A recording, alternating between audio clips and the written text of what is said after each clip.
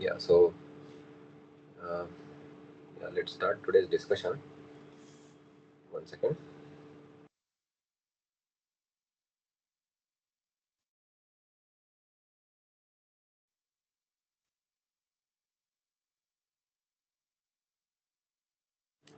Yeah, so as you know, we will be discussing about uh, rolling and forging in this class. So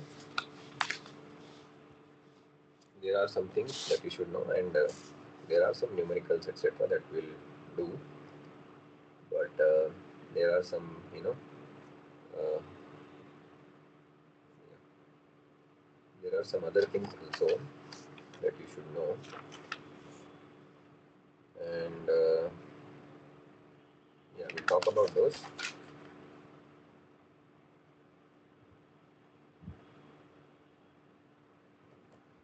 Okay, so one second. See, apart from whatever was discussed in the class, there are some other things also that you should know as far as competitive exams are concerned.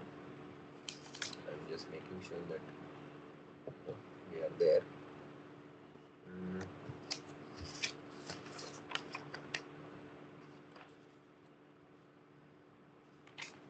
yeah, one second.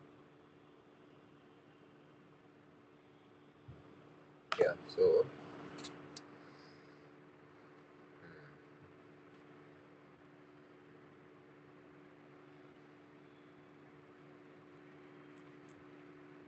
there are some concepts like elongation factor, number of passes, etc. Those were not covered in the class, so we'll try to learn about them. Okay,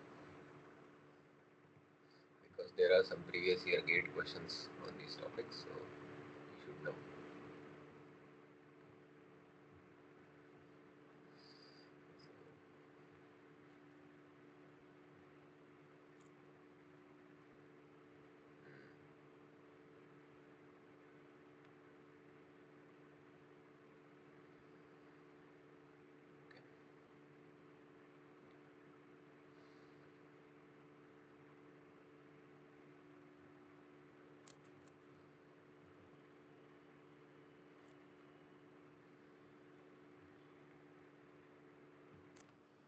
Yeah, so let's start. Mm, oh, sorry. So as it it was discussed in the class. So mm, some things about rolling. So basically, you know, this is like cross-sectional area reduction method. Basically,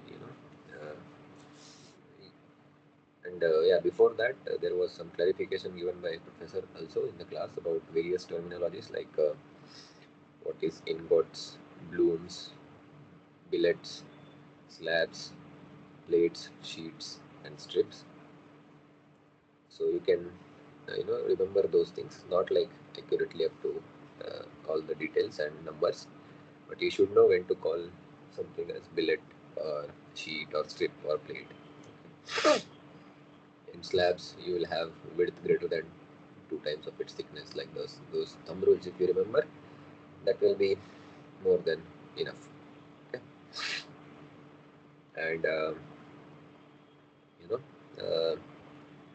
then there are some types of rolling. So first, let's start with rolling. Then we'll go to the forging.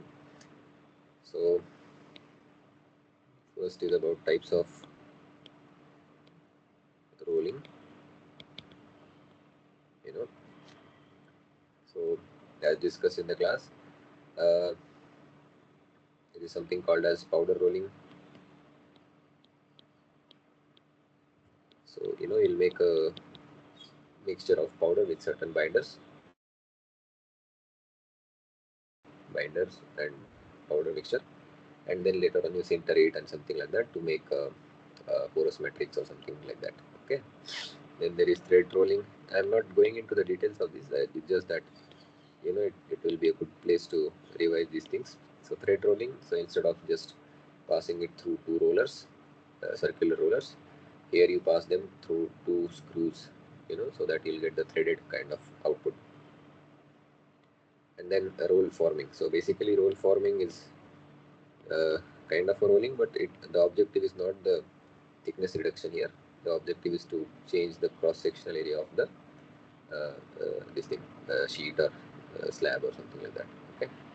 So this is fine, but the important thing is about different types of rolling mills. So this is different types of rollings, and then there are some types of uh, rolling mills, okay, or machines, whatever you want to call. But rolling mill is the common word that is used. Then you saw that the one that we study in this class is like a uh, you know uh, two roll mill or something. It is called as two high roll mill. So that is the standard template, and you know one second.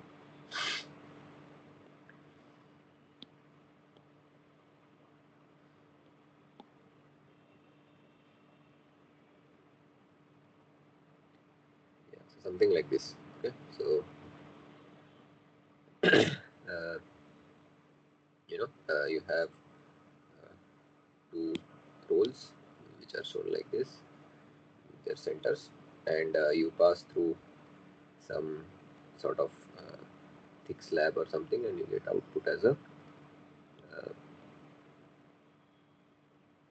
you know so this will be a direction of entry and exit, and this will be the roll direction. Okay, so this is called as two high roll mill. And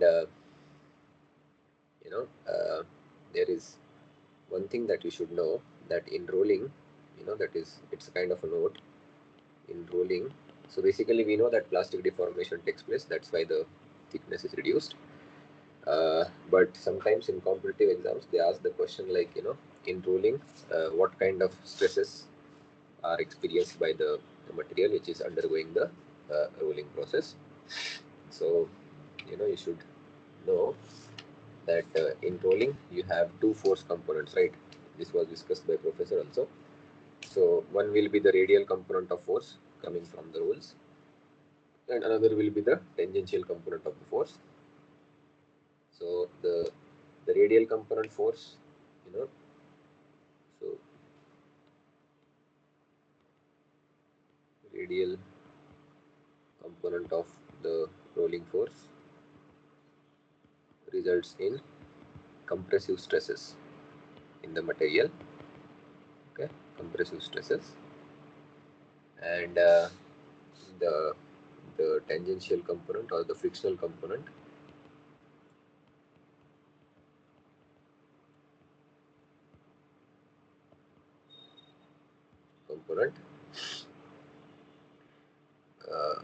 on the surface of the rolls is responsible for shear stresses. Okay, so uh, this is also an important MCQ question, that when you do rolling of a certain material, what sort of stresses are experienced by the uh, material undergoing deformation. Okay, so it will have compressive as well as shear stress on acting on it. Okay, so in general, if you want to show it as a block diagram, so you'll have some compressive stresses like this, and then you'll have shear stresses also like this. Okay, so that is how sometimes they ask questions. So that is one thing. And regarding different types of rolling mills, then there are certain MCQs type of questions. The two important ones are three high roll mill and this one, the backup rolls kind of mills. So yeah, we'll write them here. So three high roll mill is nothing but you'll have three rolls uh, like this,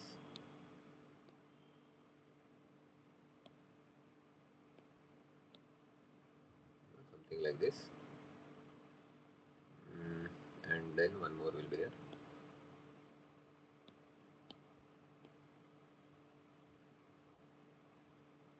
something like this. The thicknesses can be different between them, not necessarily to have same thickness kind of things. And what happens? Either you can have two different slabs. Oh, sorry.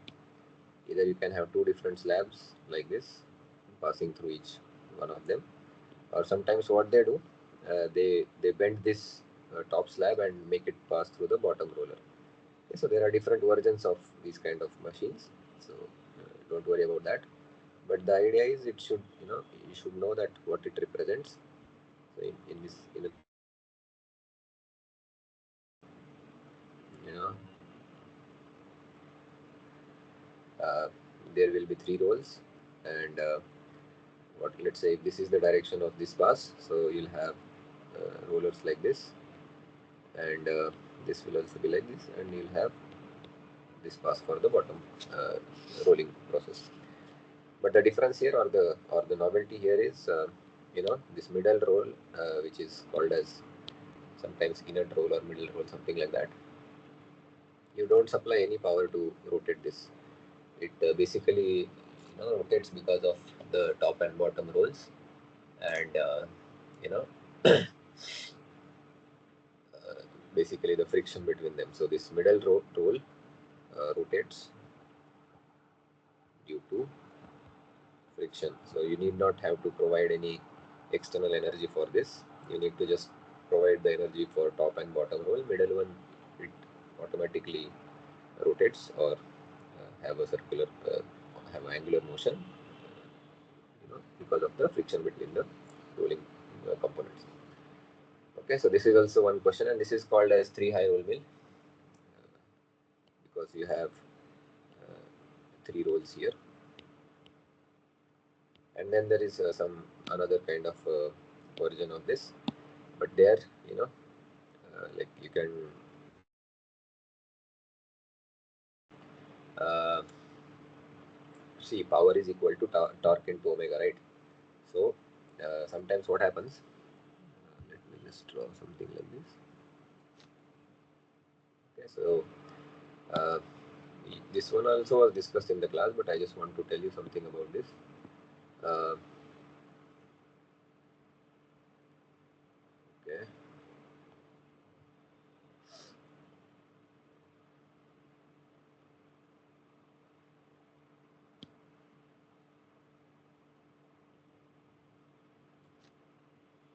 so maybe something like this.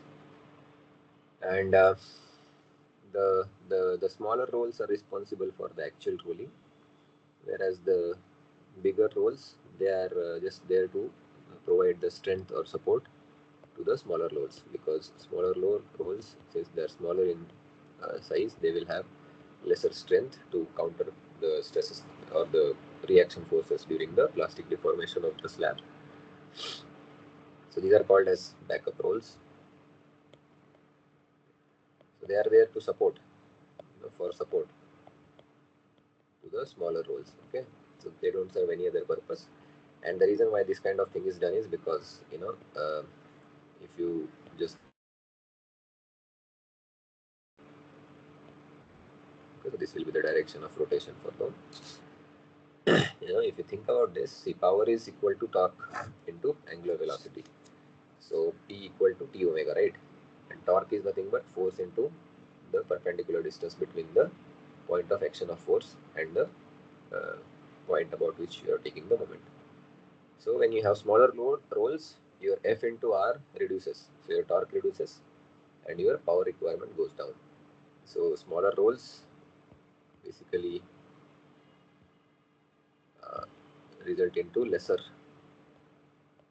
power requirement, because power is T omega, T is Fr, R small, so F is small, and T is small, so P is small.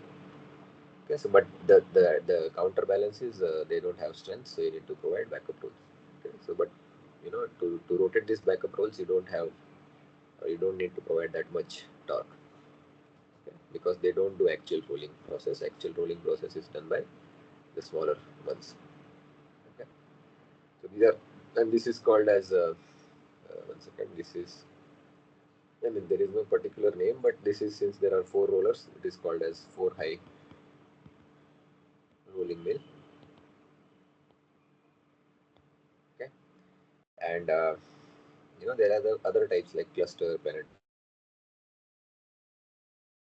Those things are already discussed by professor in the class, so I'm not going into details of those. Okay, uh, but apart from that, you know, mm, yeah. So when you have like certain things about the formulas that were discussed, and some things were there are some things which are additional. So I'll tell you those things so that if you see some uh, problems in your gate exam or something like that, you'll be able to answer. Okay, so we typically consider this two high roll mill as a standard setup.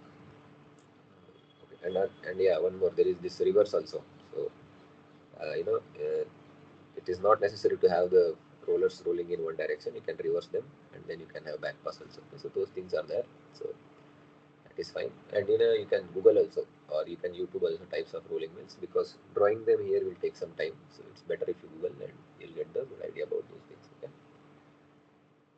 So let's start. So there is something called as forward slip, and you know uh, what happens. Let's consider this rolling two high roll example. Oh, sorry.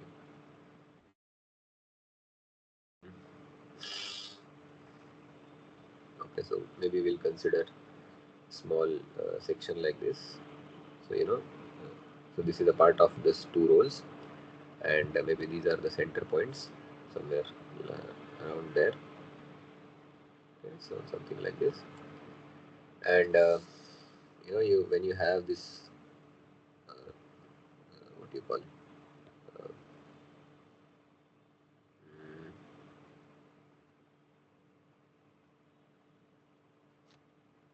going inside like this, and maybe I'll use different color for rolls so that it will be distinguishable. So these are your rolls, something like this, and black ones are for your component that is undergoing the deformation. So this is the standard setup, right? And what happens? This area. Oh, sorry. So this area. Okay, one second. Mm, yeah, let's use this color. Oh, sorry. I don't know what's happening there. But this area, highlighted by the light blue color, this is the actual contact area. Okay, there is no contact between roll and the this stuff when you are out of this blue region. So this is the region where you have deformation, and compressive and shear stresses are there. But before that, I mean, those things are already discussed by professor. But you know, there is a one point on both the rollers. At the if it is a symmetrical thing, you can consider like that. Where what happens initially?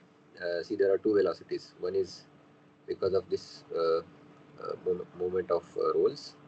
You'll have a what do you say? Uh, rotating velocity for the periphery of the roll. So at this point, I mean at any point on the roll, let's consider 3 points for our, sorry, yeah, so for our better understanding, let's consider point 1, 2 and 3 here, and let's draw them like a bigger picture. So this is the point where you have entry of your material, and there is some point in between, and this is the point, let's say, where your material it like exits the contact with the roller. Okay, so what happens at this point, you know uh, since material is coming just into contact of roller, velocity of roll is greater than the velocity of your material. Okay, so one second. Yeah, so velocity of roll is greater than velocity of your slab, let's say, and at this point, uh, you know uh, And between 2 and 3, what happens? Velocity of your roll will be less than velocity of your slab. Okay, so this point 2 is called as a neutral point. Okay, and there is something called as forward slip, uh, defined as, you know, basically it tells you the relative velocity between your roll and the slab that is undergoing the deformation. So basically forward slip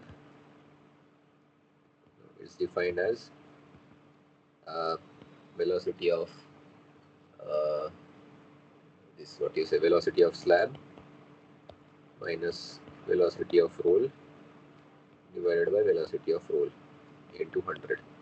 Okay, and see, velocity of roll will be nothing but r into omega, right? So velocity of roll will be nothing but radius of the roll into the omega by which rpm that is being rotated, right?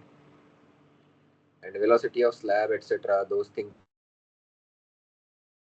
assume that whatever the velocity is given at the inlet for the rolling process, that is velocity of your slab. So, you know, what happens, this is the kind of uh, you know so between point 1 to 2 you'll have forward slip, and you know 1 second.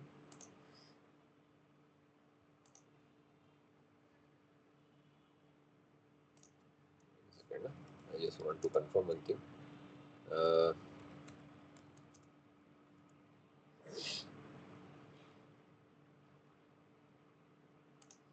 I just want to know the direction of frictional force.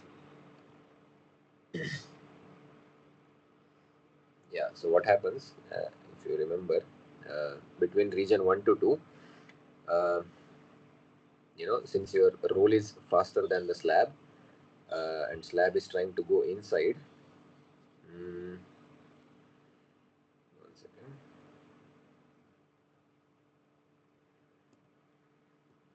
Yeah, so there will be frictional force, right? And yeah, and one more thing that, regard that asks the velocity of rolling uh, material at the neutral point. So that will be just nothing but equal to r omega. So this is your previous year question also. So that's why I thought we'll discuss. Sometimes they ask you to calculate forward slip also or backward slip also, but I mean, generally forward slip is the common term. But see, the direction of force, what happens? 1 to 2, roll is faster than the slab. So, or maybe if you understand between 2 to 3 better. So, between 2 to 3, what happens? The slab is faster than the roll. So, there is a relative motion, slab is faster. So, the direction of friction will be opposing that relative motion, right? So, uh, you know, uh, so basically you have a roll and slab is trying to go faster from the bottom, and then the frictional force will be in this direction, right? So, this will be the, or maybe I'll use some other color.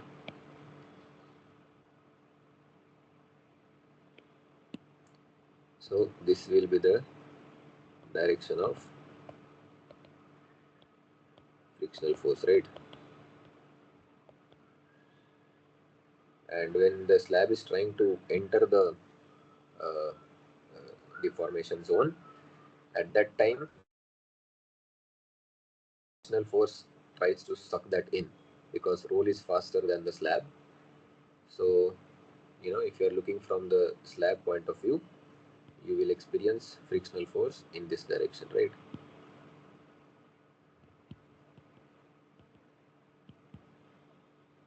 Correct, no?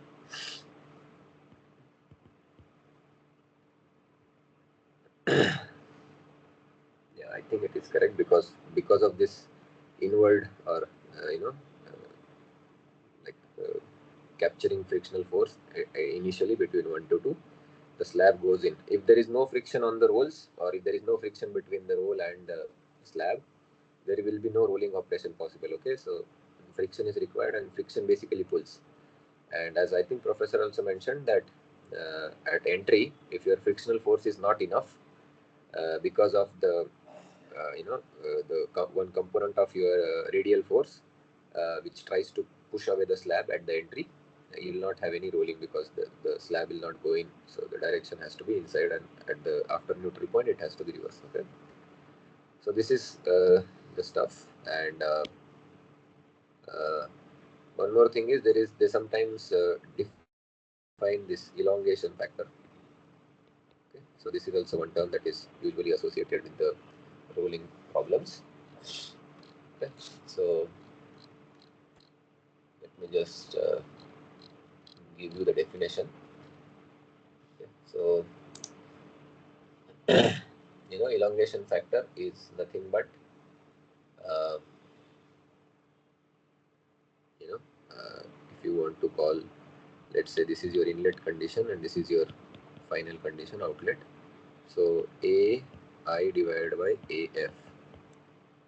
So area of cross sectional area of your slab at the entry divided by cross sectional area of your slab at the exit, or plate, or whatever you want to call it, and that is called as elongation factor, and it is usually greater than 1. Okay. So uh, that is how this is defined. And sometimes they ask some questions from these topics. uh, you know so yeah, so there is one previous year question. We'll do that because there is a slight confusion around that also. What is the correct answer? So just take that question so that it becomes clear how to deal with these things. So you know the question is, uh, in the question it is given that this area at cross sectional area of your component undergoing rolling of your ingot is given as 750 by 750 mm square. Okay, this is your inlet cross sectional area, and at the exit AF, let's say final cross sectional area after rolling, is given as 250 into 250 into mm square. Okay, but they have not mentioned how many passes we have done. So it's not like in one pass this area has been reduced from AI to AF. So they have mentioned in the question that there are n number of passes for achieving this transformation or reduction in the cross sectional area. So we need to find number of passes, and let's say if elongation factor per pass is 1.22. Okay, so in one pass you are basically reducing your cross sectional area by 1.22 times. Okay, so one way to do this is simple way, but sometimes when n is very large this method fails. But yeah, you can try this also. So let's start with this AI, or let's take this as A0 because you have not done any passes. So A0 represents cross sectional area without any pass. So that will be 750 into 750 mm square, right? So what will be the value? 750 into 750, that will be 5,62,500. 5,62,500 uh, mm square, right? So after first pass, what will be the value? Because you have elongation factor of 1.22, right?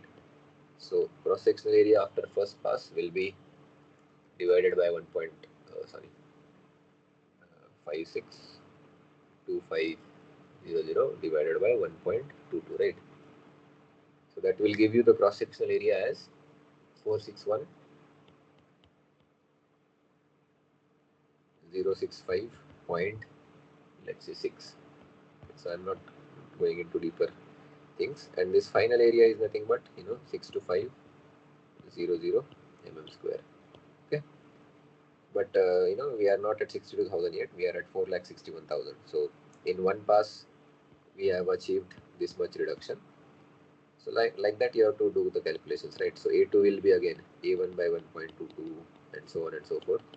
So there will come one after nth pass, the area of cross-sectional, the cross-sectional area after nth pass will be nothing but an minus 1 divided by 1.2, and that has to be equal to or less than. Okay, so that has to be equal to or less than 62500. That is the question, right? So basically, you can write this series as because this is a recursive relation, right? So you can write uh, you know a2 as a1 by 1.22, right? So this can be written as a0 by 1.22 square. So this is how you write. So basically, an will be a0 by 1.22 raised to n. Okay, and that has to be less than or equal to 62500, right? And a0 is given as 56. So basically, yeah, this value is 562,500, right? So if you just rearrange the terms, this 2 gets cancelled, and 5625 divided by 625 has to be less than 1.22 raised to n. Correct. So what will be 5625 divided by 625? That number is 9. Therefore, 9 has to be less than 1.22 power n.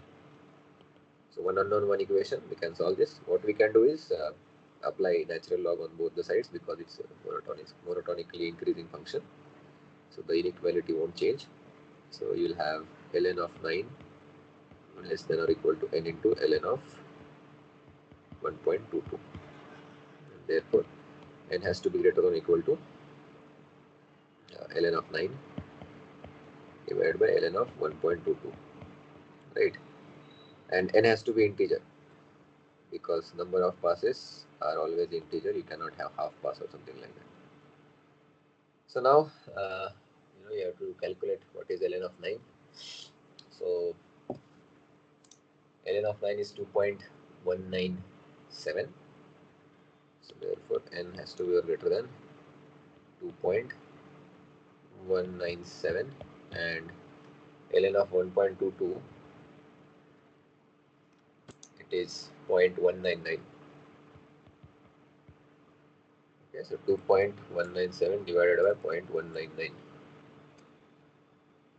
and that comes out to be, therefore n has to be greater than or equal to 11.040. Okay, so many times students do mistake here. What they think, it's close to 11, so the answer should be 11, but n cannot be 11.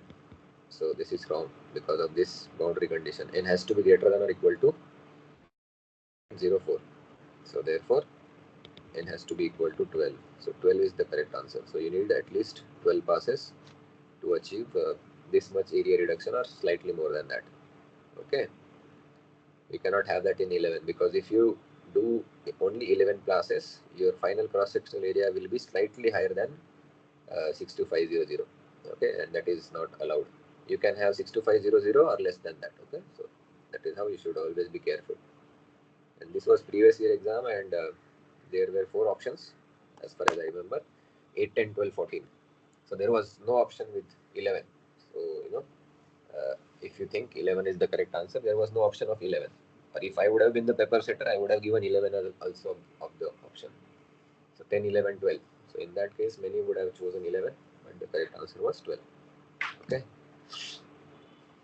So that, like this, some questions can be framed, and yeah, then there are this other categories of question that we already know. Uh, this thing, what do you say? Mm, that using the trigonometry and all. So you have this whole contact area and all those things. So this derivation and all are considered in the class. So I'll just repeat the formulas so that you get the idea as to what we are trying to. I mean, in this class we are trying to do some problems and all, right? So let's say, and this is your rolling direction. There will be another roll at the bottom also. I'm not drawing it because it becomes slightly tricky. And let's say this was your ingot, and after this point, let's say your roll detaches, so you'll have this as your so it is like this. So this is your contact length, right? This red part. So this is your contact length, and typically what they do, they take the projection, because anyway, if pressure is coming from certain rectangular cross sectional area to the curved cross sectional area, we generally take the rectangle, because the pressure is basically that. Uh, Basically, force is same. It just applies on different areas. And this trick we use in fluid mechanics classes also. When you study hydrostatics, uh, there is one part where you study the forces on curved surfaces. So there also you take the projected area for calculating the vertical force. Horizontal force you calculate using hydrostatic formulas, but to calculate the vertical force on a curved surface area due to weight of the fluid, usually or even in case of horizontal, you take the projected area, right? So here also something like that is done. So basically, if this is your center line, let's say this is your center line, then this area is considered, and we had done the trigonometry, etc. So I'll just remove these things, because and maybe this part also, so that that angle of bite and all those things, we can just put it here only. Okay, so this is called as uh, this alpha is called as angle of bite or angle of contact.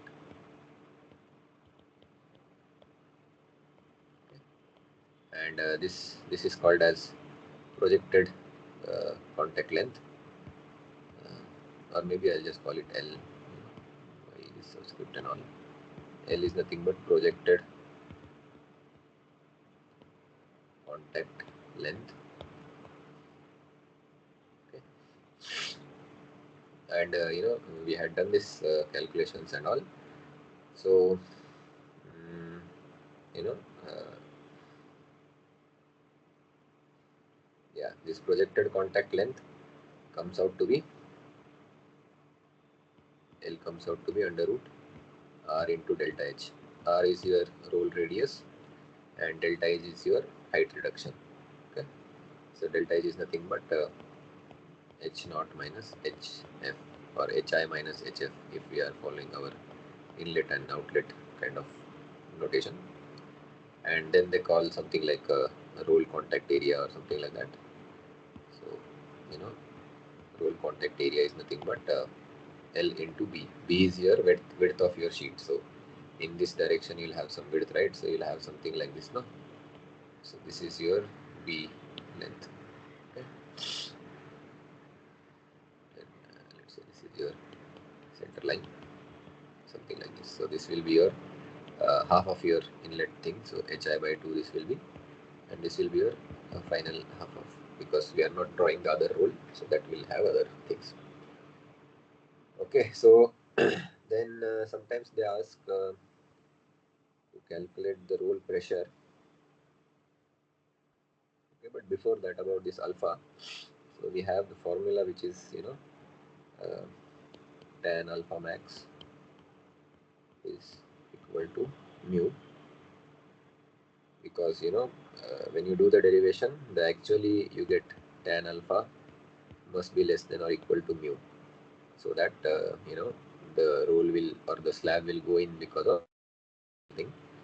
Therefore, when you have maximum value of alpha, then this inequality becomes equal. Okay, so usually we write tan alpha equal to mu, but ideally it should be tan alpha max equal to mu. And then you can write from this geometry that this tan alpha, or this tan alpha max, it's equal to mu, but from the geometry you can write this as LP divided by R minus delta H by 2. Okay, so sometimes what happens, this roll radius is uh, this LP is nothing but under root R delta H, right? And you have R minus delta H by 2. So sometimes what happens, R is significantly greater than delta h, right? Because delta h is maybe like 5 or 6 at the max, but the roll radius will be like 100 to 200 Okay, so sometimes they neglect this minus delta h by 2, and therefore you can write approximately this denominator becomes r, so this becomes delta h by r. So, but this is not exact. Okay, this is the exact one. So you should remember this formula, and there are many questions on this formula in your GATE exam. Okay, so you know. Sometimes they will give you delta H and R. They will ask you alpha or mu. Sometimes other two things will be given, third will be asked. So many questions are like that. So you have to be prepared. And other than that, yeah, this neutral point. There was one point that I missed. See, at the neutral point, you know, uh, your roll pressure will be maximum. Rolling pressure or roll pressure, actually, I should say. Roll pressure is maximum. Okay, so this was, I think, told by professor also. So there is some plot like this. So this comes at your neutral point. Okay, and this is your entry to exit length. So this is your LP basically, contact length. Okay, so and then there is a formula for maximum delta H, because see, if you put alpha as maximum alpha, this delta H that you get is also maximum.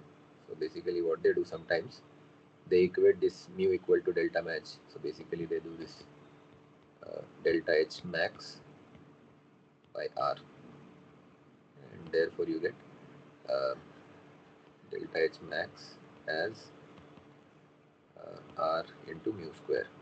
Okay, so there is one uh, important question like this on this topic also.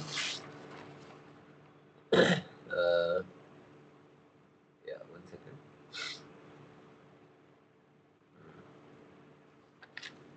So let me just look into that question. So in that question, what they had asked.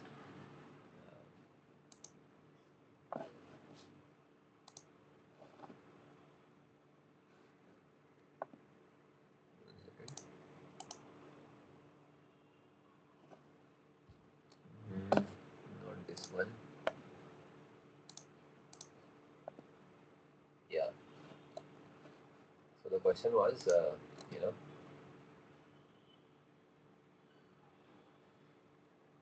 in the question, I'll just give you the question, because again, this is also number of passes question, but another format.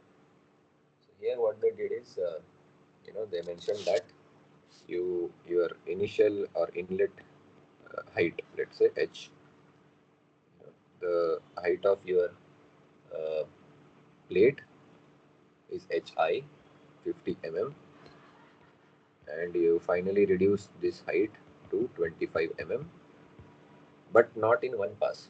Okay, so they will, I mean, it is given in the list, is given as some 700 so roll radius is 350 mu is given as 0.1. Okay, so these things are given, and you know the question is, find minimum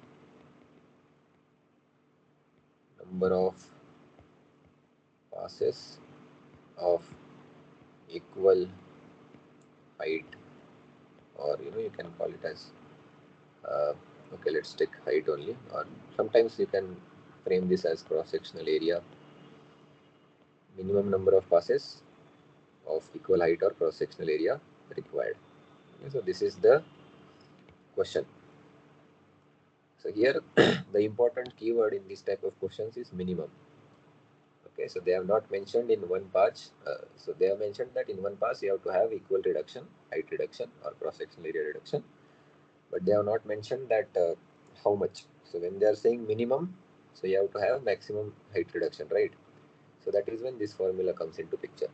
Okay, so if you had remember this formula in the exam, you could have solved it. Otherwise, it's very difficult, these kind of questions. So here we know that, you know, maximum is nothing but r into mu square. R is 350, mu is zero point 0.1, so 0.1 square is 0.001, so this becomes 3.5 mm. Okay, so in one pass at the max you can achieve 3.5 mm height reduction. So now you have to go from 50 to 25, right? So total delta H is 50 minus 25, so 25 mm reduction. So number of passes or minimum number of passes required are, you know, 25 divided by 3.5, because that is how you do, right? So 250 divided by 335, so you can take 5, so 7 and 50, so 50 by 7, right? So it will be like 7.14,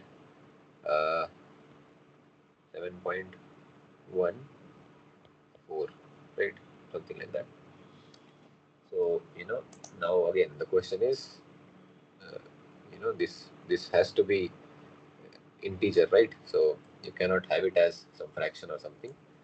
So, you know, therefore minimum number of passes required are 8. This was the answer. So these are some different flavored questions from what we already saw in the class. So I thought we should do those. And then there is last category of the questions, which is, you know, nothing but on this power for rolls, etc. Because force and all we have seen, but there is sometimes they ask you, you know, this power for rolls, how much power is required for the rolls, etc. So I had come across one such question. So let me just look for it.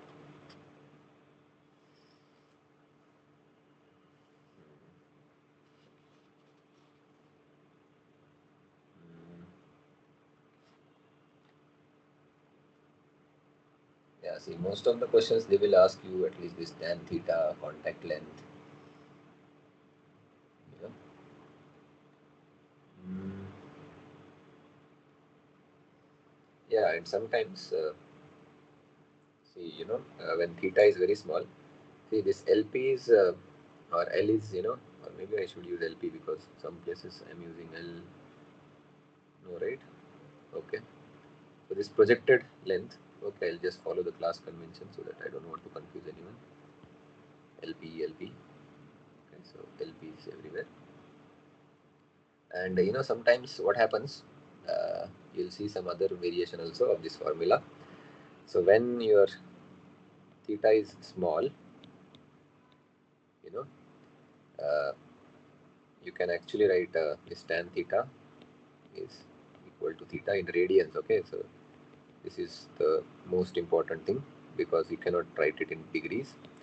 And in that case, you can write the actual contact length, not the projected one once. So actual contact length L as r theta. Okay, but here you have to be very careful to take uh, theta in radians. Okay? So if you don't do this mistake, you will be fine. But if you do, then your answers will be wrong. Okay, so this is also one way to do. But this is valid for theta less than 10 degrees. Okay, so if theta is more, then you cannot use r theta because tan theta will not be equal to theta in that case. But for small thetas, you can directly do that also. Okay. So then apart from that, mm, yeah, one more theoretical question sometimes they ask is about this, you know, when you do rolling, what happens to the properties of the material that is being rolled? So,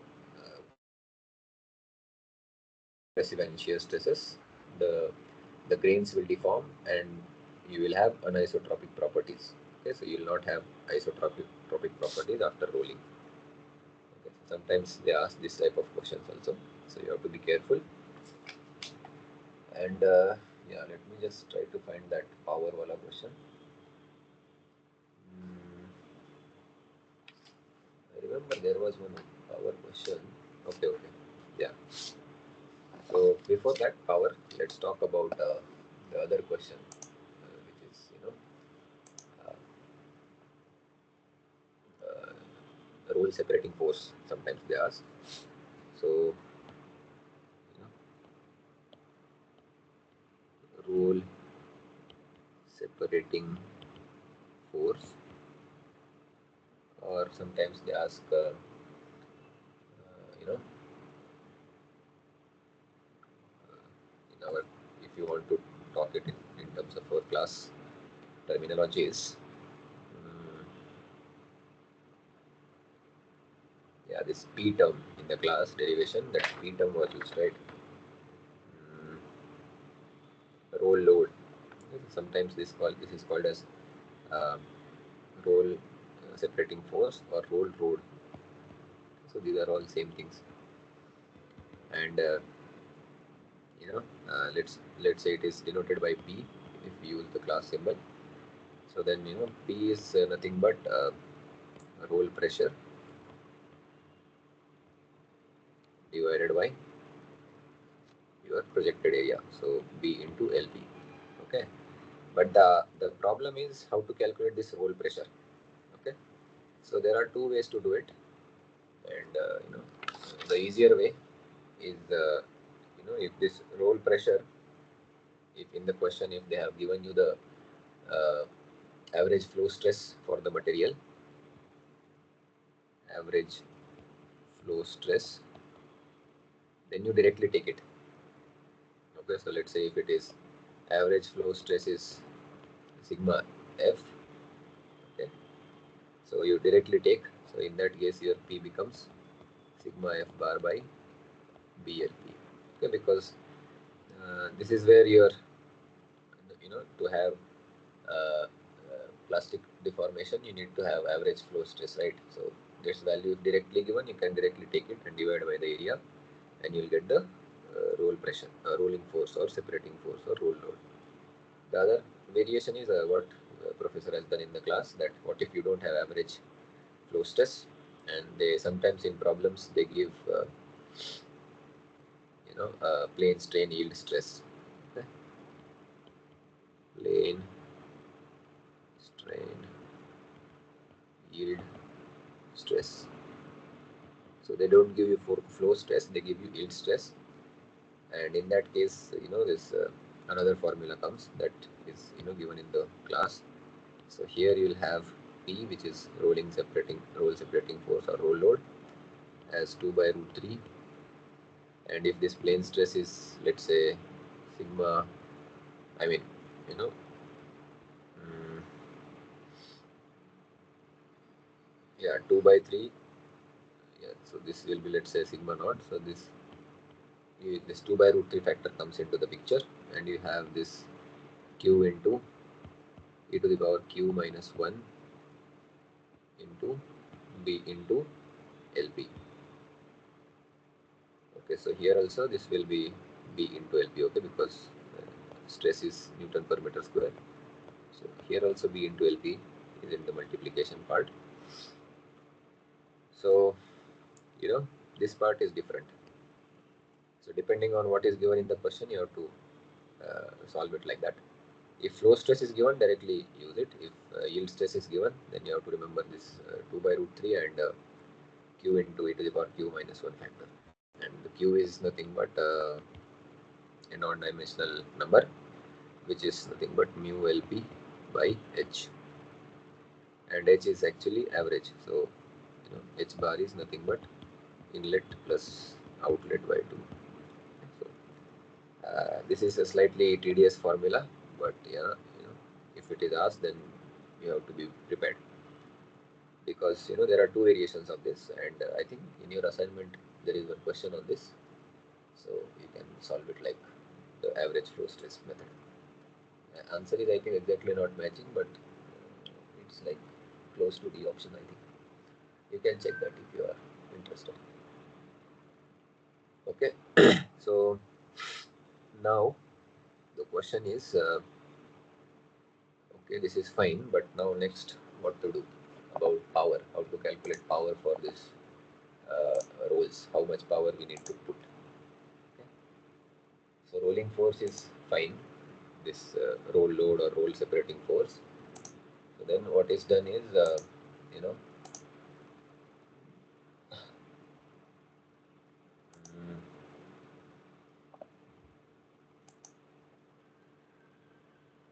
one second. Yeah, so you have to use this roll force. So basically, sometimes they ask you to calculate power for rolls. So how much power is required for the rolls? So let's say power is, we'll write it as power only. So by definition, you know, okay, one second. See, it has to be force into torque into, I mean, power is nothing but uh, torque.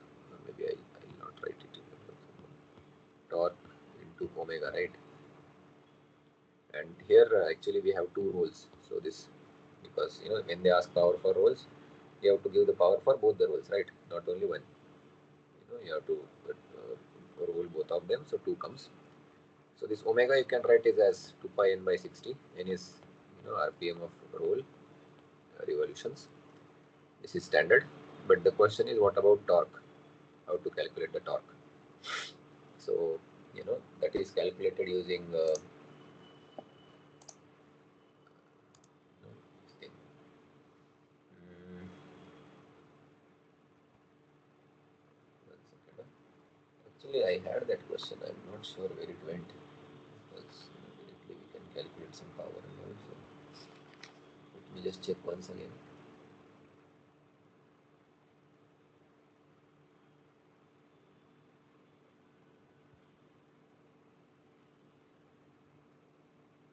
Yeah. So now the question is how to calculate this torque, because you have roll load or roll separating force, and then from that you need to calculate the torque, right? So let me just see one second what length we use for that. If I'm not wrong, it's contact length. One second. I had that problem. I don't know where it went. Just see. Yeah, it's here.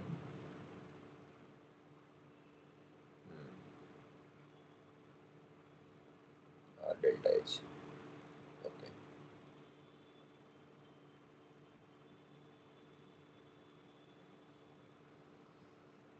2 into load into 0.5.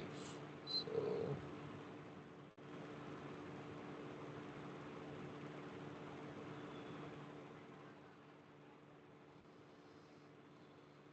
sigma naught LW is fine. Yeah, I found that question. Let's look at it.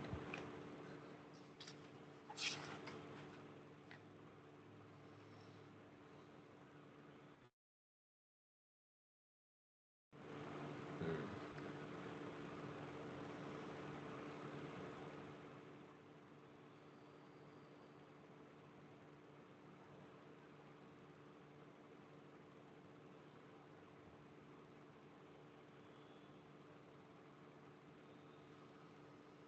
Hmm. One second now. Yeah, so the question was like this. See, as far as I remember, this torque is nothing but your roll roll load into uh, this contact length. So basically, this is how you calculate the total power. But in this question, they have, one second, the way that they have solved is not convincing for me. That is why I'm just looking at it. So the question. This is previous year gate question, and it's 2008 mechanical engineering question. So the question is, in question they have given some data. So it's a rolling question, single pass, and height at inlet before rolling is 20 mm, and height after rolling in a single pass is 18 mm. So 2 mm reduction we are getting. Roll radius is 250 mm, and width of your sample is 0.1 meters, and they have given the average flow stress. So this sigma f bar is given as 300 megapascal. And now with this information, what they're asking is power required for rolling operation. Find power required for the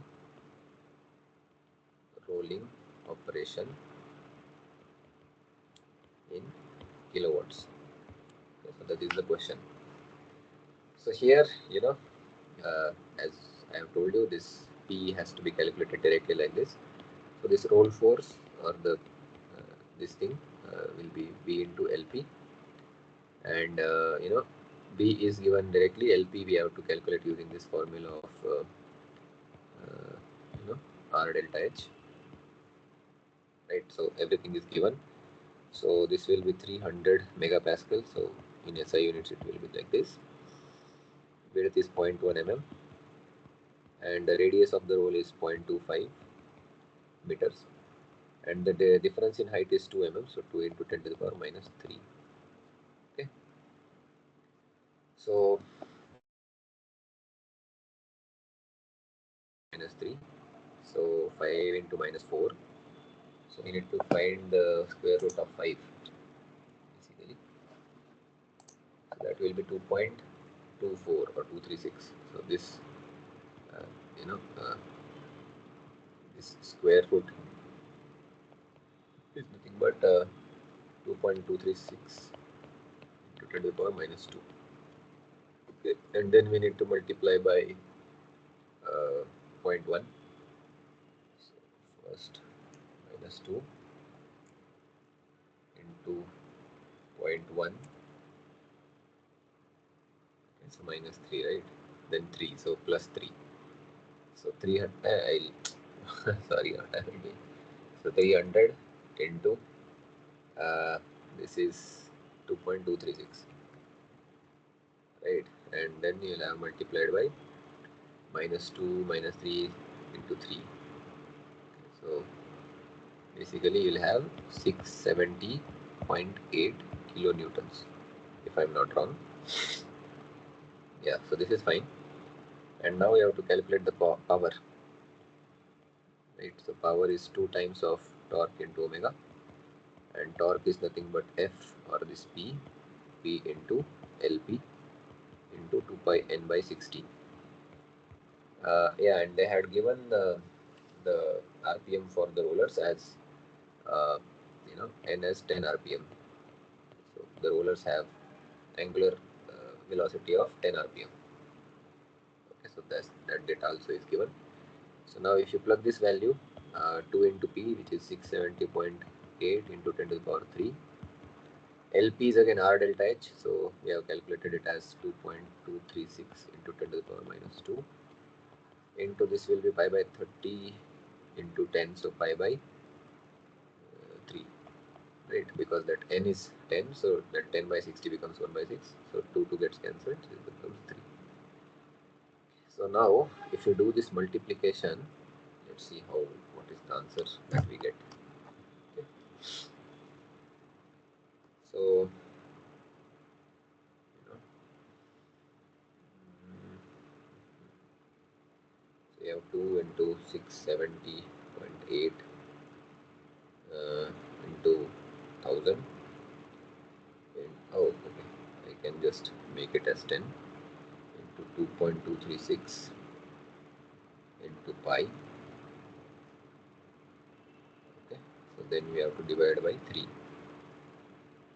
So we are getting answer of around 31, right?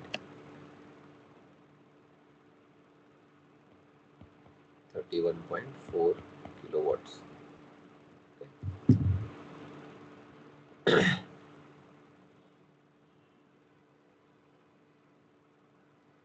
So there was one option of around 30, but my doubt is,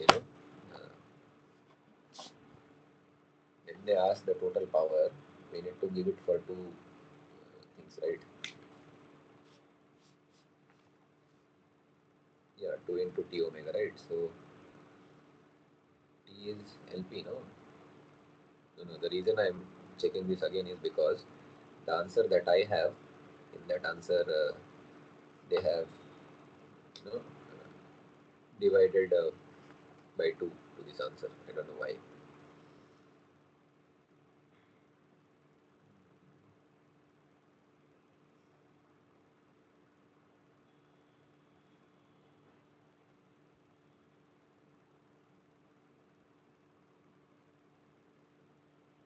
Okay. So I'm not sure why 0.5 they have done. Maybe they are giving for one roller. Ideally, it should be 30, no? Because we have two rollers. So I'm not sure. Just check once.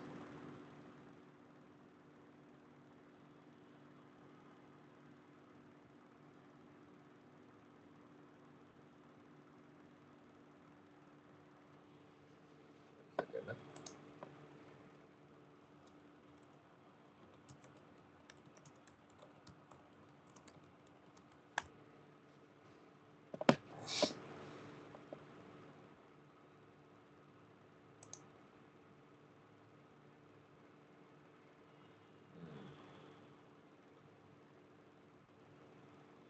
Force into arm length.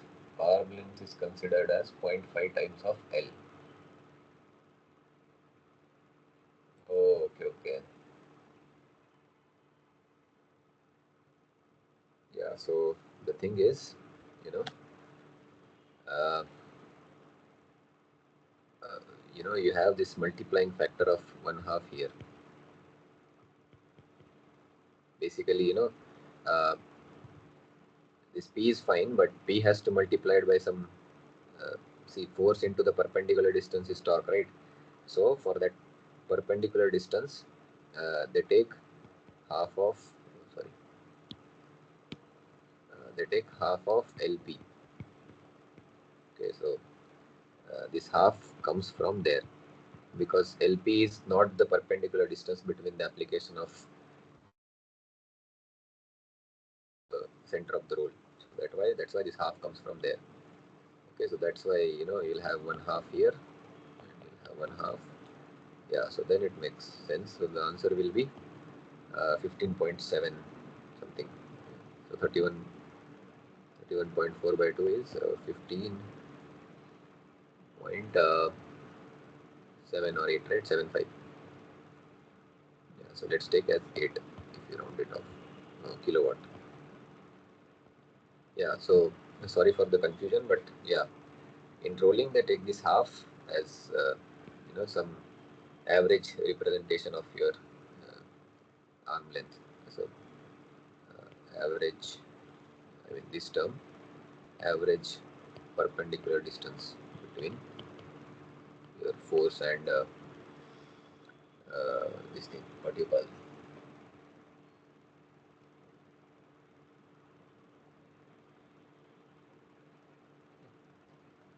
Uh, yeah, so LP is not the perpendicular distance. That's why they take some. Sorry, they take this half. Okay, so yeah, that's why this half comes. Okay, so you just keep that in mind.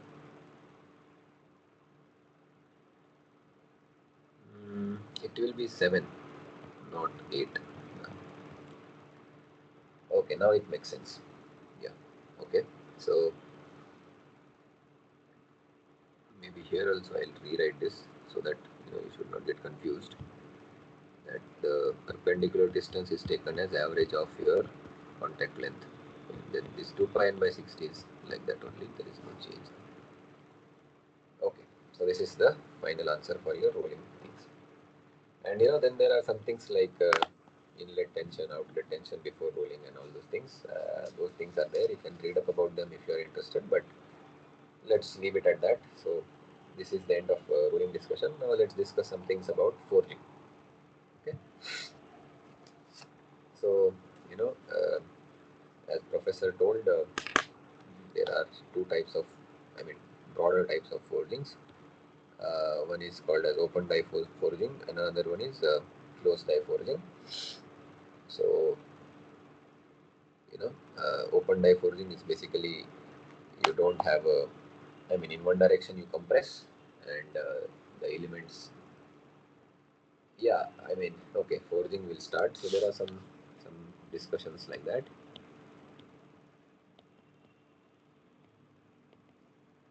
So okay, one basic question that can be asked is, let's say you are forging something in open die forging like this, okay, something like this.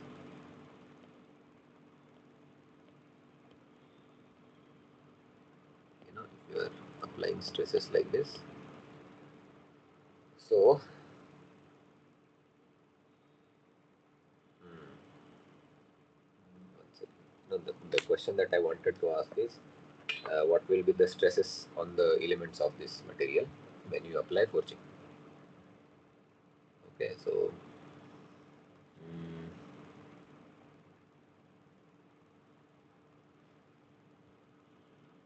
yeah, and actually this, sorry for again coming back, this half is for hot rolling, okay, half LP. For cold rolling, it is 0.45. So, I mean, you can think of it in on the that lines. So maybe what I'll do, I'll just write this as torque as 0.5 PLP for hot rolling and 0.45 PLP for cold rolling. Sorry, I should have clarified this earlier, but it's a more or less zero point 0.5 you can take and close the mark the closest answer. Okay, so now the next is about forging. Mm,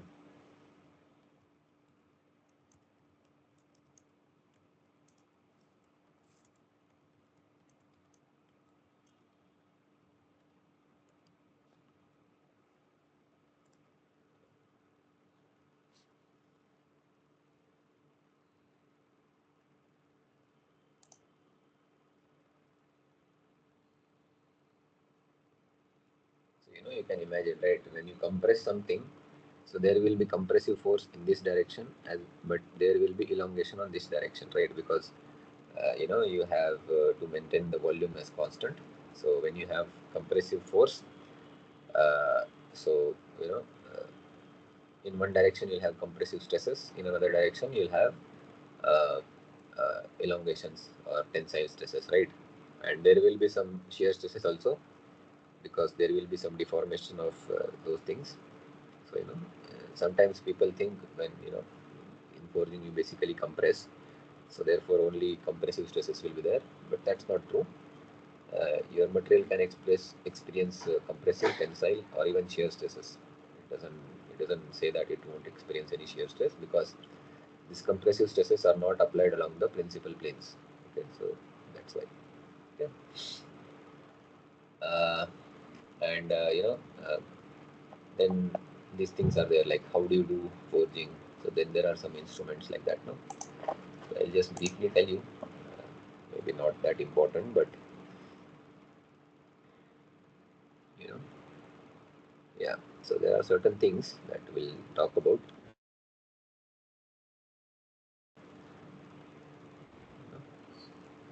Some mathematical formulations are also there. So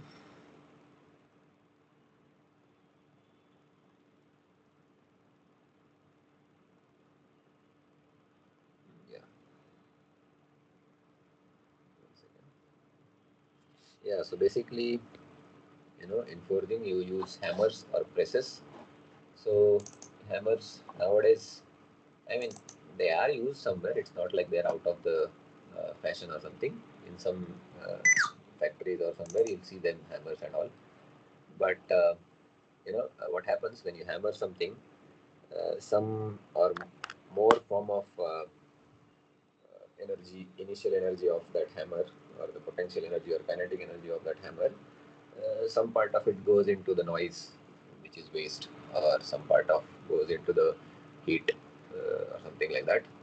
So you know uh, they are used, but it's not very sophisticated. So nowadays there are different presses and all. mechanical press, hydraulic press, screw presses, etc. If you are interested, you can Google about them and read about them. Hydraulic presses are mostly used nowadays because in mechanical presses you'll have moving parts and maintenance, etc. It's also need maintenance, but relatively widely accepted hydraulic presses because they are quite in operation, not many miles and all. Okay, so then about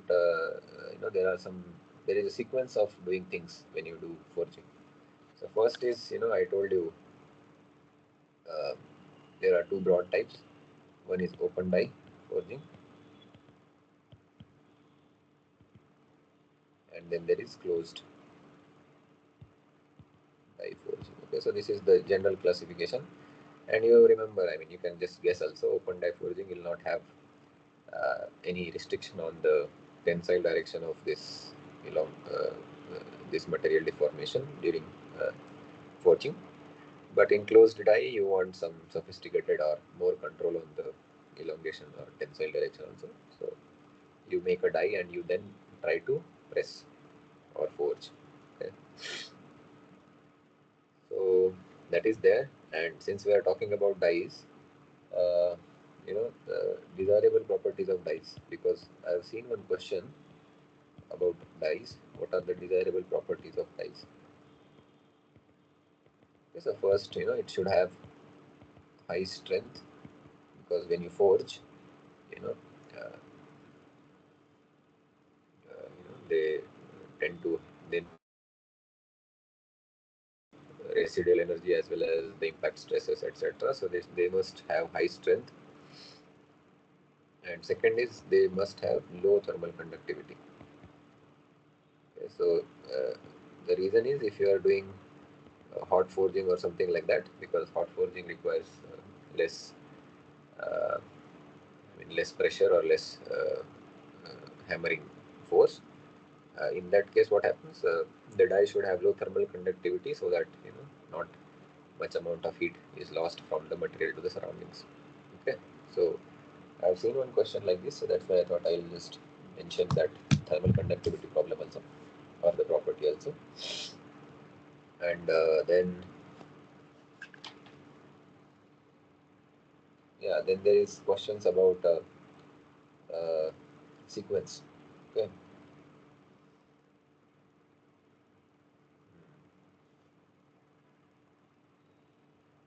okay, so I'll take a couple of questions so you'll understand what it means. So these are also previous year questions.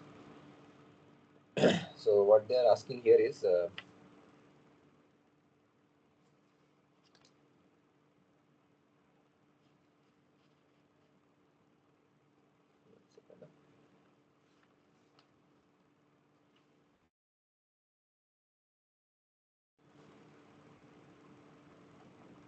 yeah. So let's take this question. Uh, they are asking select the correct sequence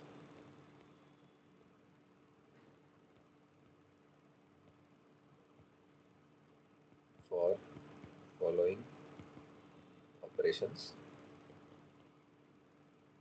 to operations in forging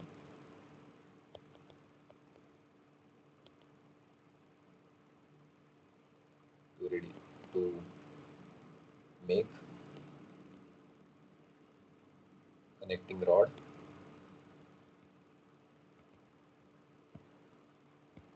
from a bar stock, and they have given options blocking, trimming, trimming. Third is finishing. Fourth is edging. Okay, so now you have to find the sequence. There were four options and all. So you know, uh, see, sometimes students think finishing should be the last and all, but here you have to be careful. Okay, so here it starts from edging Edging is basically you have some markings on your dies, inside markings, and then you press so that material flows to that inside markings and fills, right? So correct answer is first edging, or maybe option 4 is first edging, and then you do blocking,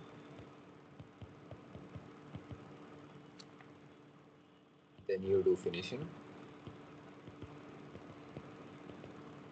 and lastly do you trimming. So trimming means basically there will be some material that is coming out of the die, and that is called as flash. Then you'll have flash gutter, etc. We'll talk about that also, but this is how it goes. So edging is like, you have to make this material flow into some internal protrusions, and blocking is uh, semi-finishing operation. So let me just check once.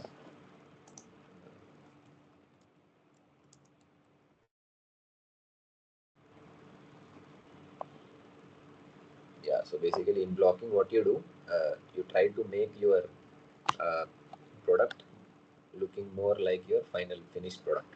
Okay, so blocking is also called as semi finishing process. Okay, so this type finishing,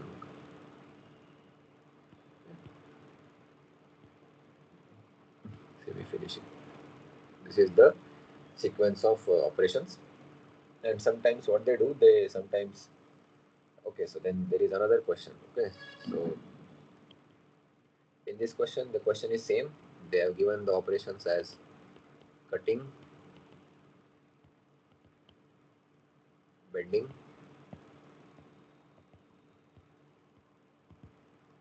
fullering,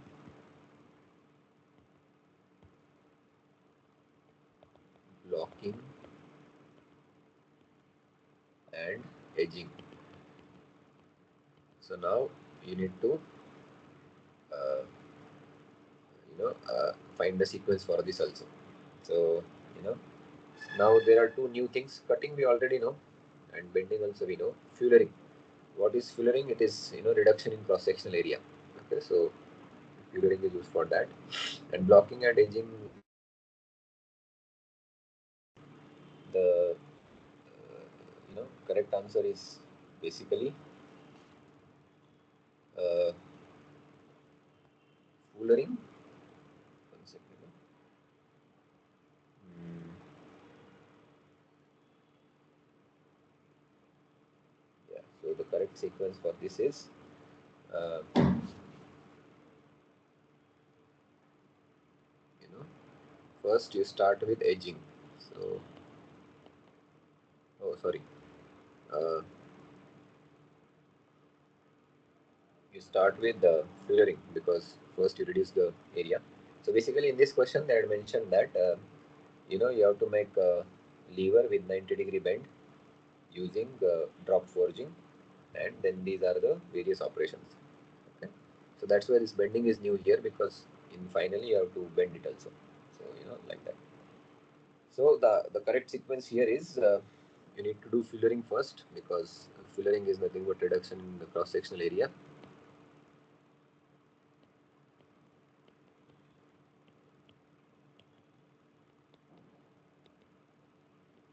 And once you do fullering, then you do your edging,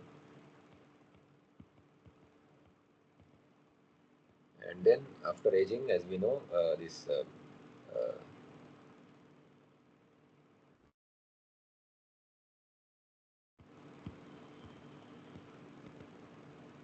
and then you do blocking. Blocking is like semi finishing, so usually it comes before finishing or trimming. Okay, and towards the end. So you'll have blocking, and they have not mentioned finishing here, otherwise finishing would have come after that.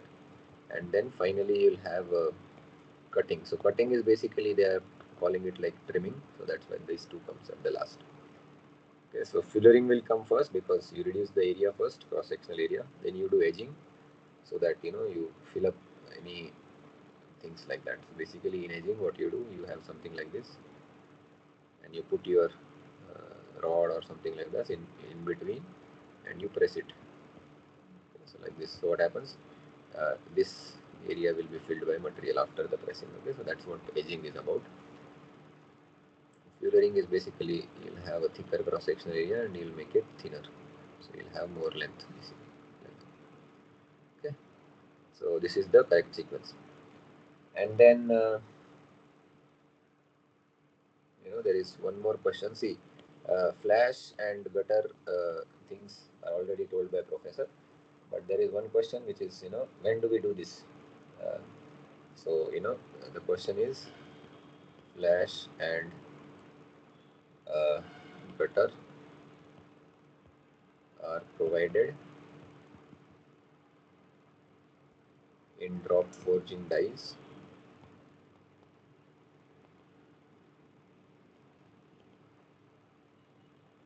at what stage, or which state, which stage?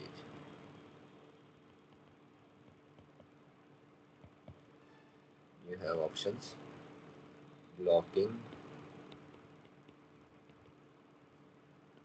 edging, finishing, and fillering. See, fillering will not be the answer, because fillering is like this, previous kind of process where you have, it is basically initial process fillering. Flashes and our gutters are provided in the finishing. Okay, so this is your correct answer.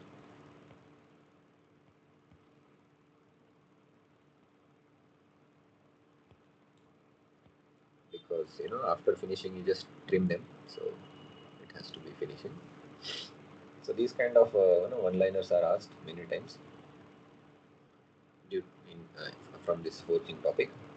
And then we had that derivation about uh, force, forging force, etc. So we'll see that also, but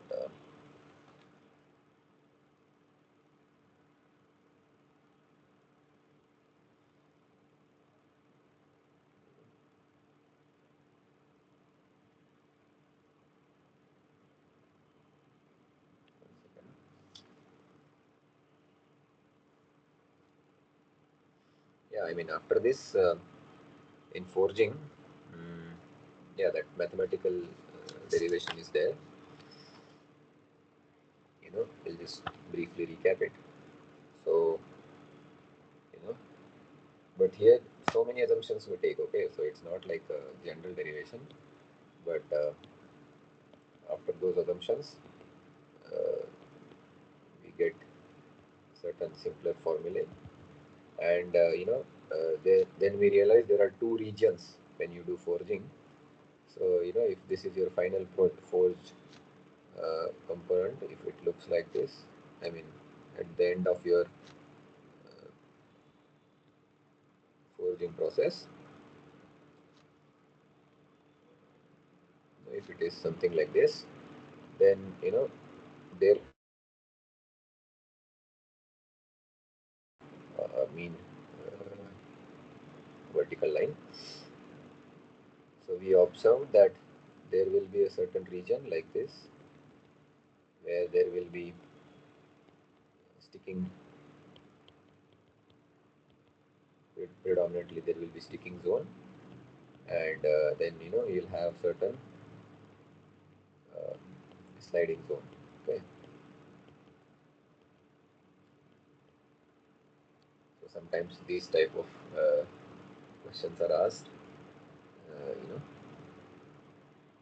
and then depending on where you're operating. So if you are just focusing on, let's say, if this is your 0L and 2L region, so we had some formulas, right? So I just note them down. So something like this. So if this is your center line, again like this will be your 0L, and this is your x-axis. Then and this is, if this is your final height, Basically, we calculate total force, so that's why you consider the final height, etc. in the end. And this is the application of force in this direction, or maybe let's just take, yeah, okay, yeah, because reaction force will be also there from the bottom. So here some derivations were done with some assumptions, etc. So those you can revise. So yeah, and let's say there is this XS. So this is your sliding zone, and this is your sticking zone. Okay. So now in these cases, to calculate this total force per unit length, or total force, total forging force, total forging force uh, per unit length is nothing but, you know uh, if you are pressing it from two directions, so that two will come.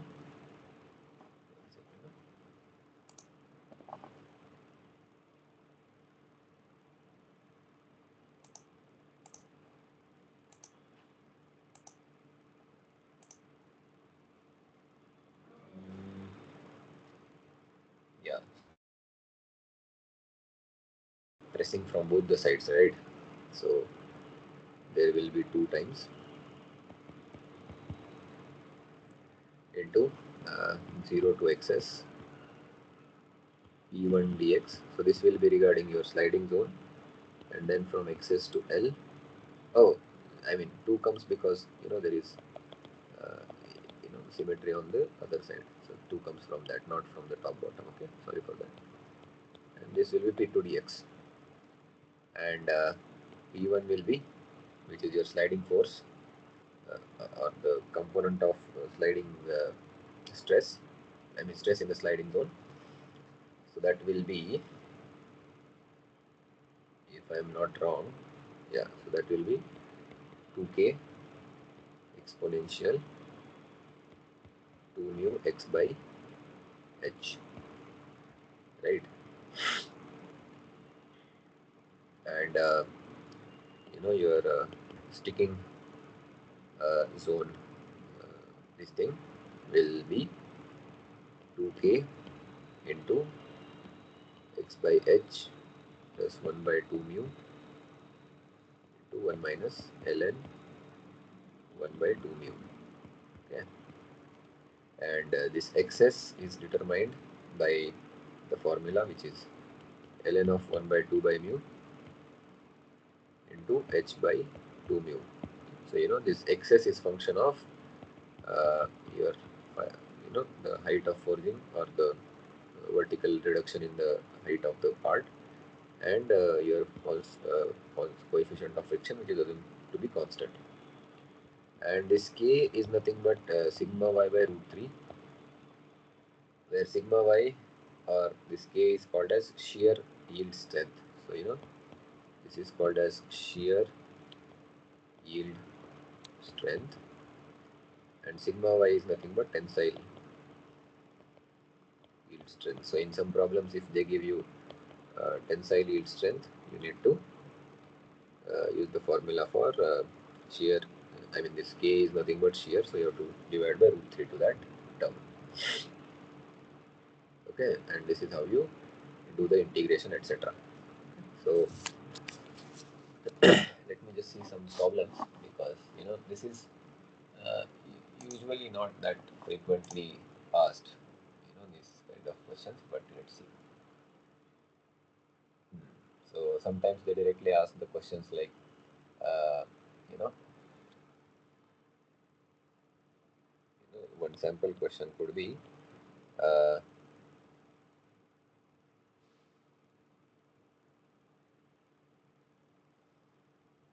we can frame some question like this. So let's say, you have a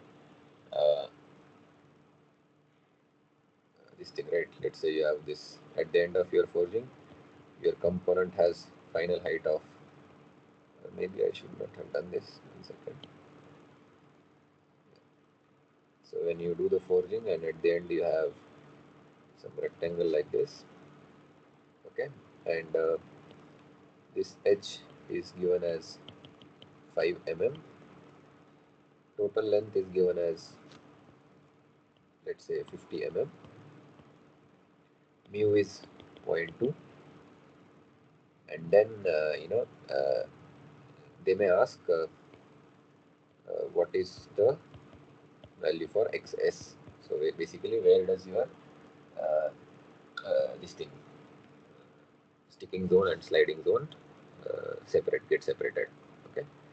So one thing that usually students forget is about this assumption of L. So this 50 is to L. So L will be 25 mm. So this will be your L. Sorry, this will be your L.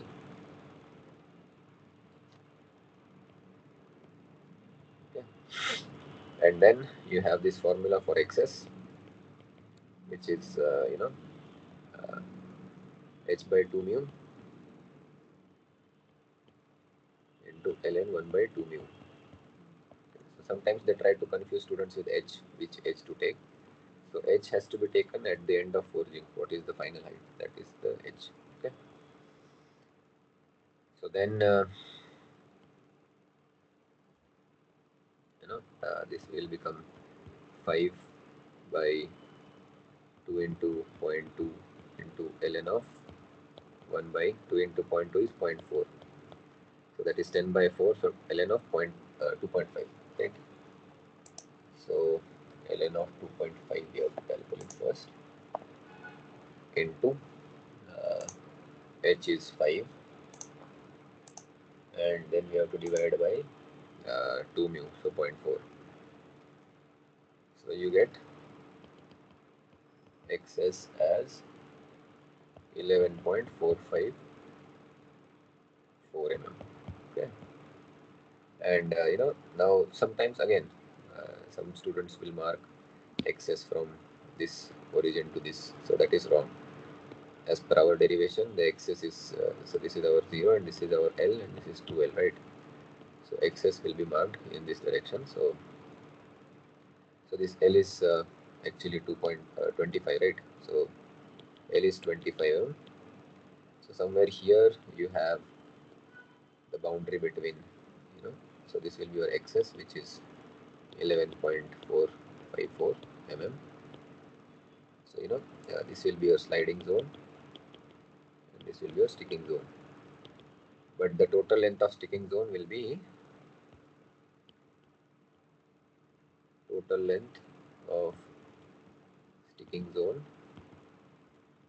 will be 2 times this 2 times this. So that will be uh, 25 minus 11.454. Okay, so these kind of questions can be framed.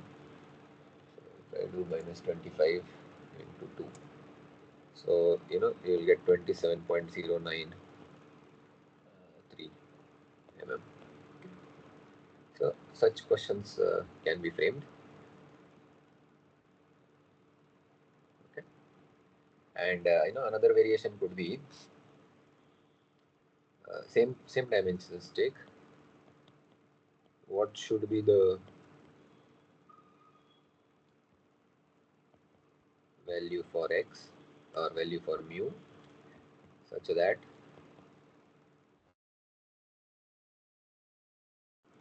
this xs is so such that uh,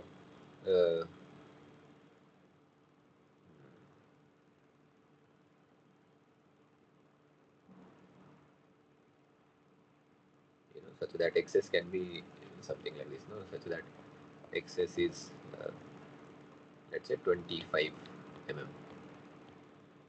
Oh, xs cannot be 25 because that's, I mean, it can be, but that's the maximum. So let's take 20.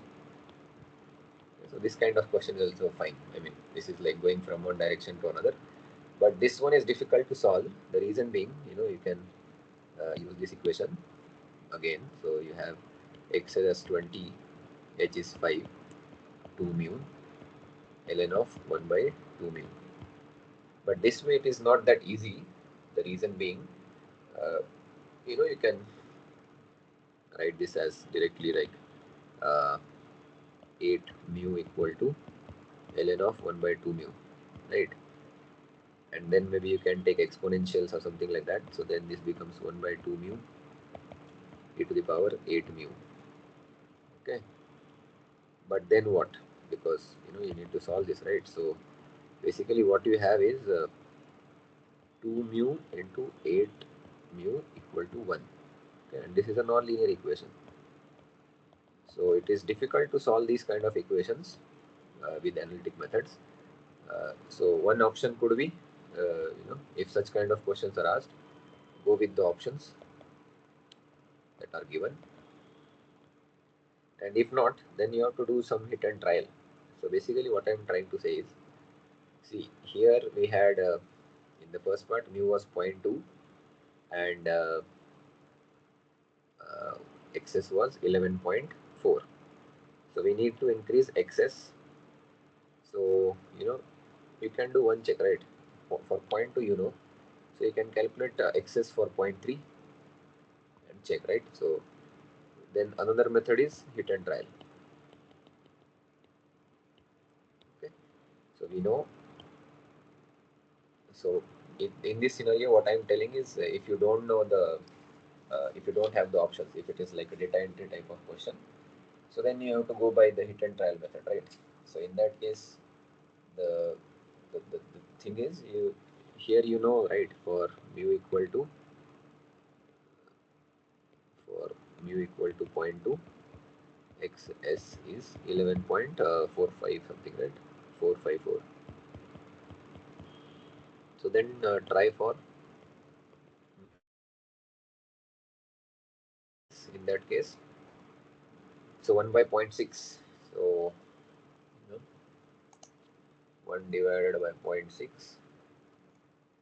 You have to take ln of this number, and then you have to multiply by 5 divided by 2 into 0.3, so that will be 0.6.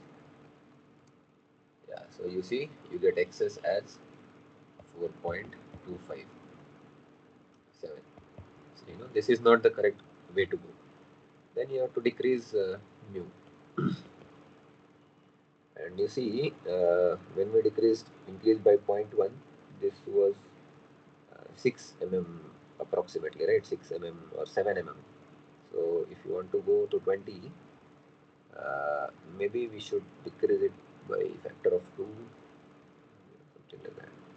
So let's take 0.05. And what does it become? So again, 1 by 2 mu will be 1 divided by 0.1, right? So that will be 10. So ln of 10 into h is 5 divided by 2 mu. 2 mu will be 0.1. So you get xs as this much. So so this is also wrong. So you have to keep on hit and trial doing like that. Maybe we'll take one last shot and let's see. If take 0.1, then what happens? So 1 by 0.2 will be 5. So ln of 5 into 5 divided by 2 mu, right? So 0.2. Yeah, so xs is 40.23 mm in this case, or 2636. Okay. So now you see, now you are getting somewhere closer now. So basically now your mu will be somewhere in between these two values. So try 0.15 or something like that to get that. So this is, I know it's not a very clever approach, but in some cases when your back is against the wall, you have to do this. Okay. So then apart from this, let me see if any other type of question is there. And in this plastic deformation, always keep in mind the volume will be constant. So many times, that volume thing also helps, because sometimes they will not give you the final height or final thing. They will give you some other dimension, and then you have to use volume conservation to get the this thing, other dimension which is not given. Deliberately they do that sometimes. Okay. And yeah, apart from that, how to do the force calculations, etc., that we have already seen in the class, so we will not repeat the same thing. But I just thought maybe some other type of problem is there. I'll just check. One second.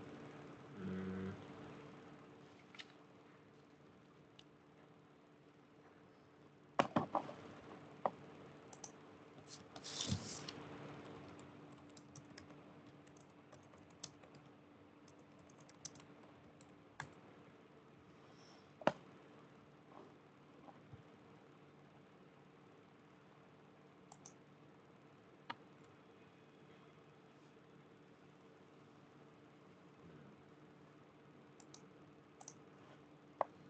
there is one more variation. Let's just see that and we'll stop for the day.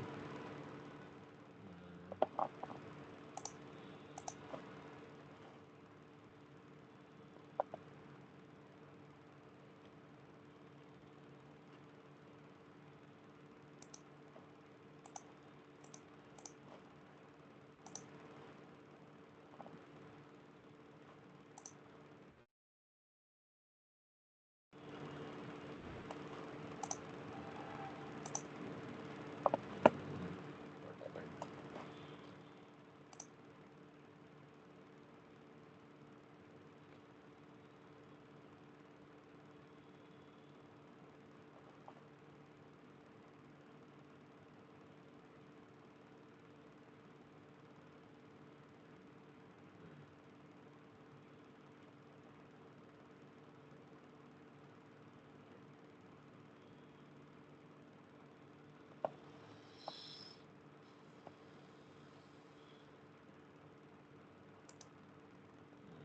Yeah.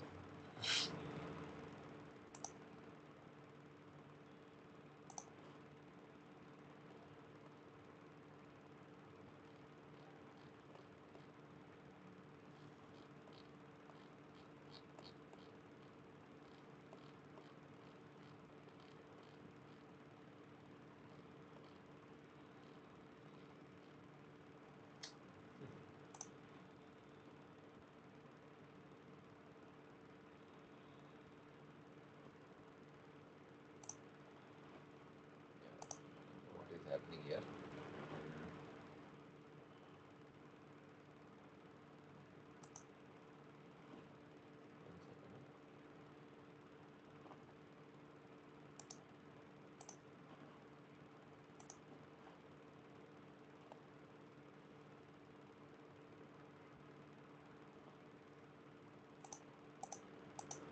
Yeah, actually, there is some issue with my system.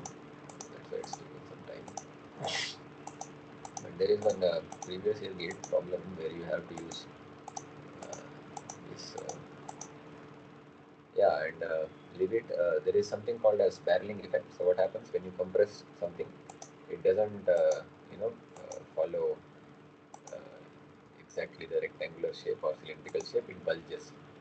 So that is what is called as uh, barreling effect. Okay, so that is also sometimes asked, but barreling effect is usually associated with the uh, forging operation. Okay, so you can keep that in mind. I'm trying to find that question. One second.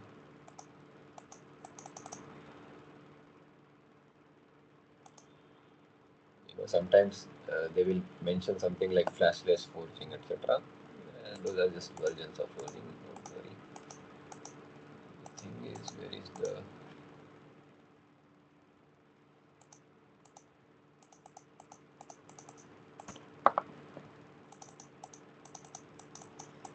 maybe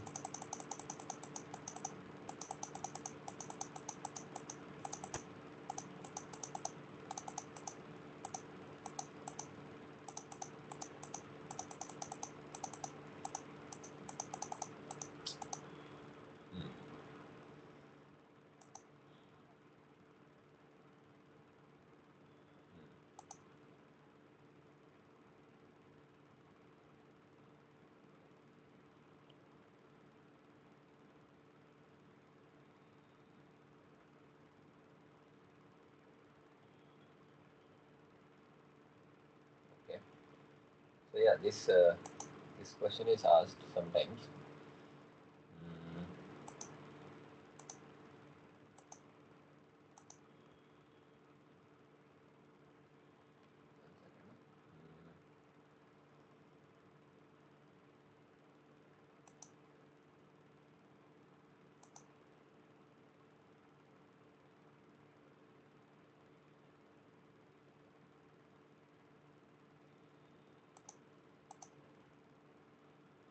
yeah, so let's take this question and we'll stop after this. So uh, this is also previous year gate question, so that's why I'm taking it. Uh, See, this is a question which says that you had a cylindrical component like this, let's say. So this is the cylinder standing on its longer axis. So its diameter is 200 mm. Oh, sorry. Actually, this is ulta. So diameter is bigger, so it's something like this. Okay, so diameter is 200 mm, and the initial height was 150 mm. Okay. And this component is reduced, or you do the open die forging, and 50% height reduction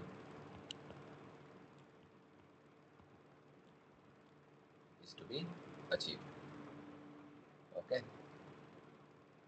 And then what will happen?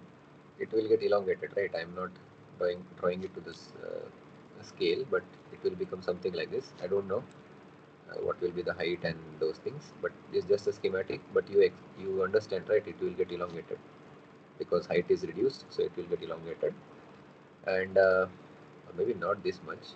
So maybe I'll draw it somewhere here. Okay. So the height will become like this much and something like this. Okay. So new height will be 75 mm, and new radius or diameter you need to figure out. Correct. So now, as I said, now this volume technique helps. So this will be your let's say new diameter d. Okay. So you need to calculate, and here they have mentioned that this flow stress of the material is given as 1000 MPa megapascal. Coefficient of friction is constant value of zero point 0.2, and then you need to find forging force for this operation at the end of the stroke. So at the end of the stroke represents when you have these final dimensions reached, okay, in kilonewtons. So here you have to use one formula which is given as you know ideally, see, you can calculate the forging force like sigma f into the final area, right? Because they are asking about uh, final area, right? So you can do pi d square by 4. Okay. But sometimes this is not the correct estimation because you'll have some barreling effects or something like that, and to take those into account, uh, you know they introduce one uh, correcting factor or additional factor, uh, which is called as shape factor, which takes into account barreling and friction effect, and that factor is this 1 plus 2 mu uh, r will be d by 2. So basically it is 2 mu r, so I am writing in terms of d. So that's 2 gets cancelled, and you'll have this formula which will be sigma f pi d square by 4 1 plus mu d and 3h. And this d and h, they are all uh, at the end of the stroke, right? So I mean that means only final h and d you have to take. Now here the problem is you don't know the d. So for that, we have this volume conservation, right, principle, or we can call it mass conservation also.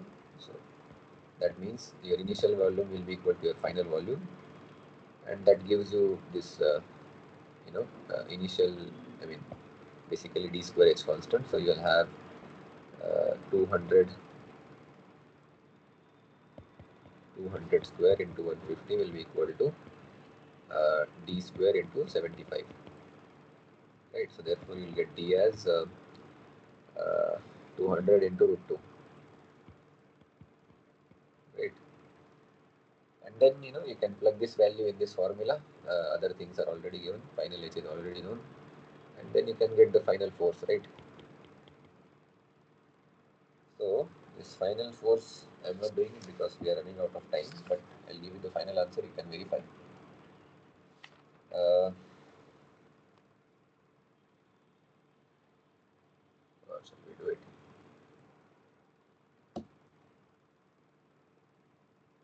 See, you have 1000 MPa, right? 1000 MPa into pi d square by 4, and this d is 200 root 2, so that will be 400 into 2, so that will be 800, but that is mm. So that 6 MP wala 6 and this mm gets cancelled. So you have 1000 into pi into 800, 1000 into pi into 800 and divided by 4, no? So you have this much into you have to multiply by this correcting factor, no? So that is 1 plus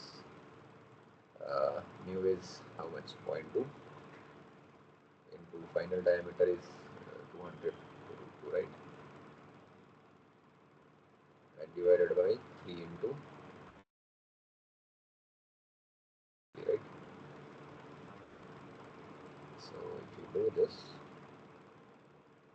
you get the final answer as 786 kilopascal, kilonewton, because this is the force, right?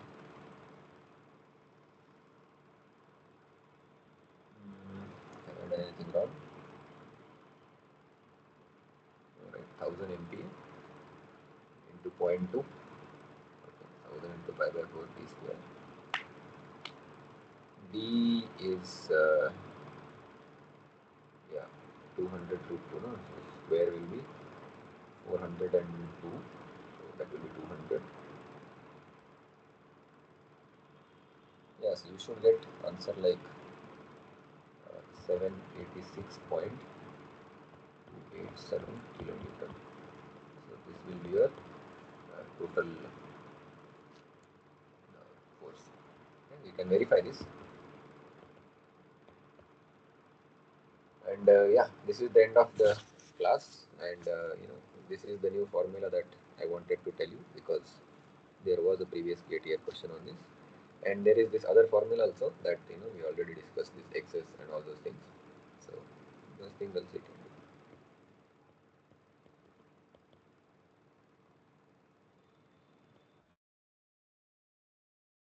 do. And then we'll meet in the next class. Okay.